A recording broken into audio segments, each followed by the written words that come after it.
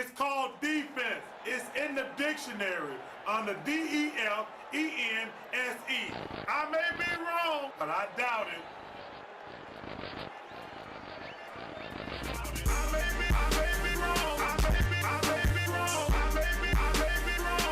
But I doubt it. I may be wrong. I may be wrong. But I doubt it. No dancing, no hugging.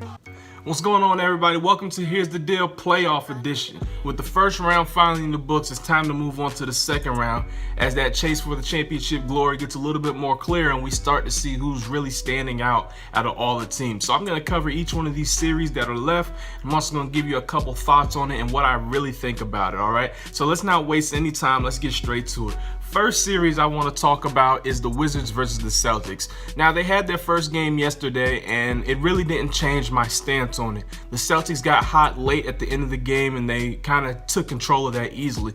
But I still think that the 1-2 punch that the Wizards have in John Wall and Bradley Beal is just a little bit too much for the Celtics to handle. As we saw in their previous series with the Bulls, if you have a good game manager out there on the floor, they really struggle against you. Seeing is that Isaiah Thomas, as star-studded and as a great scorer he is, isn't really much of a defender. I don't believe they'll have much of an answer for John Wall and Bradley Beal. John Wall is averaging 29 points a game right now.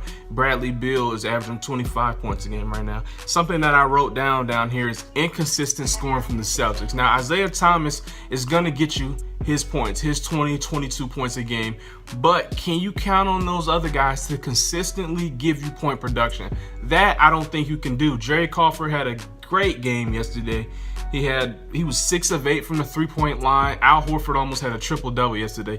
I don't see that continuing in this series. I see the Wizards taking full advantage of them and actually just destroying them in all facets of the game. So in that series, I got Washington winning that series 4-2. Moving on to the Cleveland Cavaliers and the Toronto Raptors. Now, this is an interesting series. The Cavs did sweep the Pacers, but it wasn't that convincing of a sweep. Anybody who's outside of a Cavs fan would know that. Their defense is still not up to par. Now, am I saying it's going to get up there? We don't know. Everybody seems to think that the Cavs have a button they can flip on, and that remains to be seen.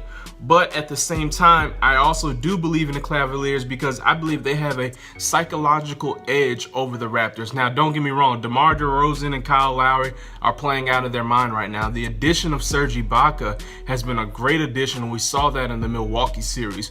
But when you're matching up with the Cleveland Cavaliers, you're going to neutralize Serge Ibaka's blocking because he has to guard Kevin Love out there on the three-point line, which I believe will leave lanes open for Kyrie Irving and LeBron James to go to work, because I believe LeBron will guard DeMar DeRozan, which will neutralize him for the most part. He'll still probably get his 18 points, but they'll be a little bit tougher to get with him on there. And I think ultimately the Cleveland Cavaliers win this series. Now, last year when these two went against each other, Cleveland won 4-2. And I believe that Toronto's a lot better this year, but I still don't think they get past 2 games. I got Cleveland winning this series 4-2. Now, on to the next series, the Golden State Warriors versus the Utah Jazz. Now, the funny thing about this series is I'm a big Jazz fan. They're not my team, but I like the players they have. I like Gordon Hayward. I like George Hill. I like Joe Johnson.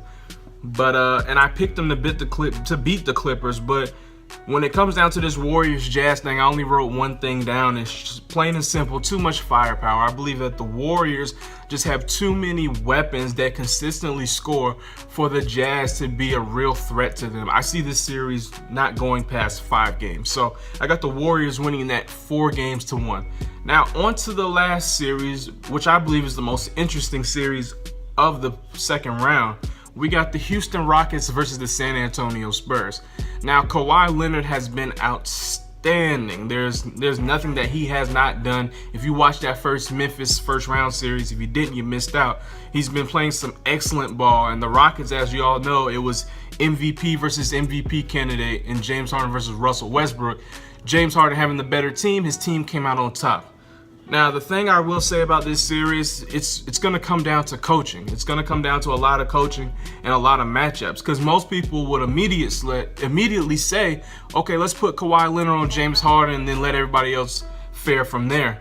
You got to remember, these Spurs lost games to these Memphis Grizzlies, and the Rockets put up a lot more points than the Memphis Grizzlies do. So if they do put Kawhi Leonard on James Harden, it's definitely going to neutralize James Harden a lot. But at the same time, James Harden is going to get to the free throw line. I don't think anybody will argue that James Harden is the best at getting to the free throw line. So do you really want to put your best defender on him and take the risk of him getting in early foul trouble? And then you have to bring Kawhi out of the game, and then you have to try to still keep up with the Rockets in scoring. I don't think that's a smart idea, but I'll be eager to see tonight what Greg Popovich decides to do in terms of that.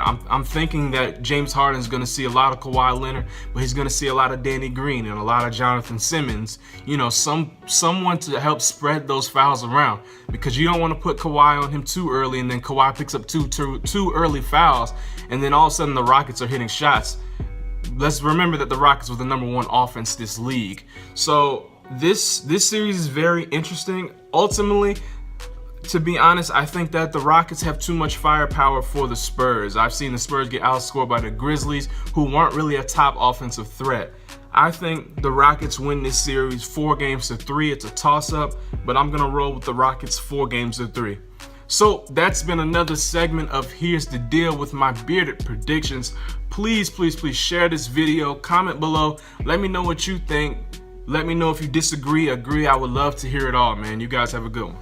Flow, you know, Falon Genius, Scott Genius. Love, yeah, Cartier with your wrist, no. In the Ace with my nigga with real nigga in that Will and Rich. Ain't stopping till a nigga 50 mil. Ain't tripping till a nigga 100 mil. Ain't tripping till I'm 500 mil. Funny, we ain't on the money, but I'm buying ice to let all of these niggas chill. Never ever